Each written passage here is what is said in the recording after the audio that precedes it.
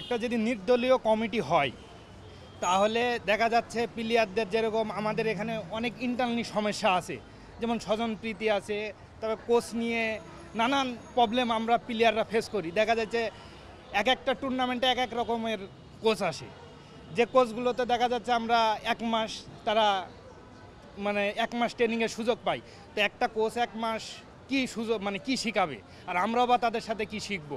দেখা যায় একটা লং টাইম দিয়ে একটা ভালো কোচের আন্ডারে বাংলাদেশে অনেক ভালো ভালো কোচ আছে, যে তাদের দিয়ে যদি একটা লং টাইম যদি আমাদের ট্রেনিংয়ের ব্যবস্থা করে, দেখা যাচ্ছে আমরা অবশ্যই ভালো করব।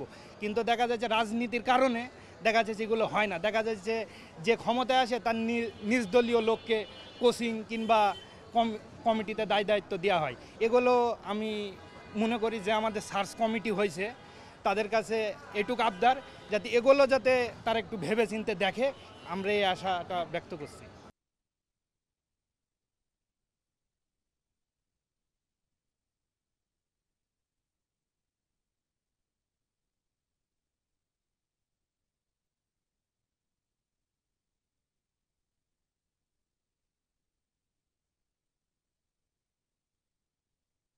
মাননীয় উপদেষ্টা মহোদয়ের নিকট আমাদের উপযুক্ত দাবিগুলো হলো নির্দলীয় হকি কমিটি গঠন করা, সাধারণ খেলোয়াড়দের পক্ষ থেকে কমিটিতে প্রতিনিধি রাখতে হবে, যত দ্রুত সম্ভব মাঠে খেলা নামাতে হবে, তৃণমূল জেলা এবং স্কুল হকির জন্য টুর্নামেন্ট চালু করতে হবে।